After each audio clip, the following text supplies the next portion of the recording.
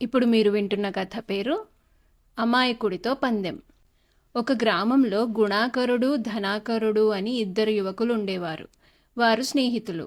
వారిలో గుణాకరుడు బొత్తిగా అమాయకుడు, కల్లా కపటం ఎరగనివాడు.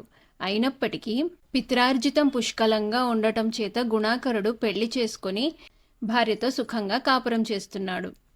ధనాకరుడు అలాంటివాడు కాడు.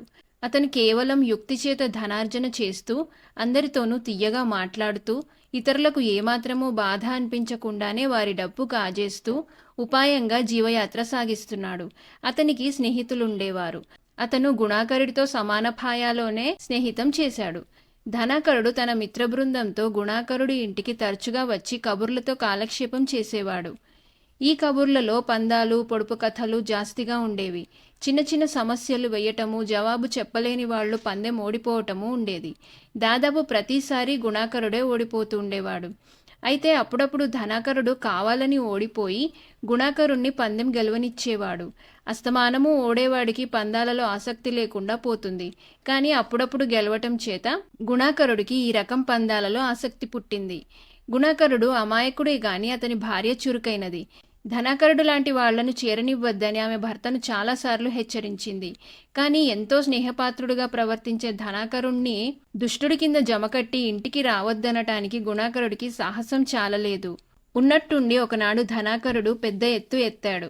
10 మంది స్నేహితుల ఎదుట అతను గుణాకరుడితో, రోజూ మనం పసిపిల్లల్లాగా చిన్న చిన్న పందాలు వేసుకుంటున్నాం. ఇవాళ నేనొక ప్రశ్న వేస్తాను. దానికి నువ్వు సమాధానం చెప్పినట్టయితే నా ఆస్తి యావత్తు నువ్వు తీసుకో, చెప్పలేకపోయినట్టయితే నీ ఆస్తి యావత్తు నాకియ్యి అన్నాడు. అక్కడ ఉన్న అతని మిత్రులు, సమస్య వేసే అవకాశం నీకొక్కడికే ఉండటం అన్యాయం. గుణాకరుడికి కూడా సమస్య వేసే అవకాశం ఇయ్యి అన్నారు. నేను ప్రశ్న వేసి ఓడటమో గెలవటమో జరిగాక అతను కూడా నన్ను ప్రశ్న వేసి ఓడించవచ్చు, గెలవవచ్చు. నాకేమీ అభ్యంతరం లేదు అన్నాడు ధనాకరుడు. ధనాకరుడు ఈ మాట అనటం గుణాకరుడికి నిష్కపటంగా కనిపించి అతను పందానికి ఒప్పుకున్నాడు. ధనాకరుడు ముందు తన ప్రశ్న వేశాడు. వరి పంటకు భూమిని లోతుగా దున్నాలా, వెడల్పుగా దున్నాలా? పంటలు దున్నటాలు తెలియని గుణాకరుడు కొంచెం ఆలోచించి లోతుగానే దున్నాలి అన్నాడు. తప్పు, వెడల్పుగా దున్నటమే ప్రధానం. ఏ రైతునైనా అడుగు అన్నాడు ధనాకరుడు. అతని మిత్రులు కూడా గుణాకరుడి సమాధానం తప్పని ఒప్పుకున్నారు. వాళ్ళు గుణాకరుడితో, నీ సొత్తంతా ధనాకరుడు గెలుచుకున్నాడు, నువ్వు కూడా అతన్ని ఒక ప్రశ్న వెయ్యి అన్నారు. గుణాకరుడు, తమలపాకులు తీగకు కాస్తాయా, చెట్టుకా అని అడిగాడు. బుద్ధిపూర్వకంగా ఓడిపోవాలని నిర్ణయించిన ధనాకరుడు చెట్టుకే అని సమాధానమిచ్చాడు. కాదు, తీగకే. కావలిస్తే తమలపాకు తోటలకు వెళ్ళి చూతాం పదా అన్నాడు గుణాకరుడు.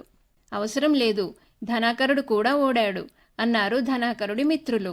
వారు ధనాకరుడితో, మొదటి పందెం నువ్వు గెలుచుకున్నావు గనక గుణాకరుడి ఆస్తి నీదవుతుంది. అయితే గుణాకరుడు కూడా రెండో పందెంలో నెగ్గాడు గనక నీ ఆస్తి గుణాకరుడిదవుతుంది. అందుచేత మీరిద్దరూ ఆస్తులు మార్చుకోండి అని సలహా ఇచ్చారు. గుణాకరుడు లోపలికి వెళ్ళి పందెం గురించి తన భార్యకు చెప్పి, నన్ను నా ఆస్తినంతా ధనాకరుడికి రాసి ఇవ్వమంటున్నారు అన్నాడు.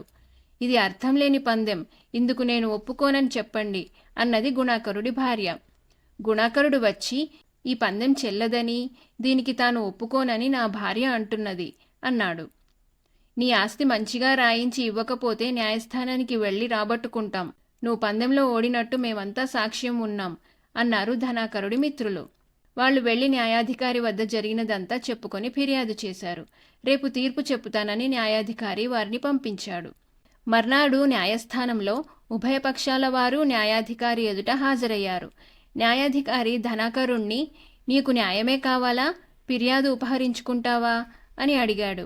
నాకు న్యాయమే కావాలి అన్నాడు ధనాకరుడు. న్యాయాధికారి గుణాకరుణ్ణి జరిగినదంతా వివరంగా చెప్పమన్నాడు. అతడు జరిగిన విషయాలు దాచకుండా చెప్పేశాడు. అయిన పక్షంలో మొదటి పందెంలో ఓడినందుకు నువ్వు నీ ఆస్తి అంతా ధనాకరుడికి రాసి ఇవ్వవలసిందే, కాగితం తీసుకుని రాయి అన్నాడు న్యాయాధికారి. చేసేది లేక గుణాకరుడు తన ఆస్తి యావత్తూ ధనాకరుడి పరం చేస్తూ రాసి ఇచ్చాడు. న్యాయాధికారి ఆ పత్రాన్ని ధనాకరుడికి ఇప్పించి, పత్రం సరిగానే ఉన్నది కదా, రెండవ పందెంలో ఓడిపోయినందుకు నీ ఆస్తి అంతా గుణాకరుడి పరం చేస్తూ పత్రం రాసి ఇయ్యి అన్నాడు.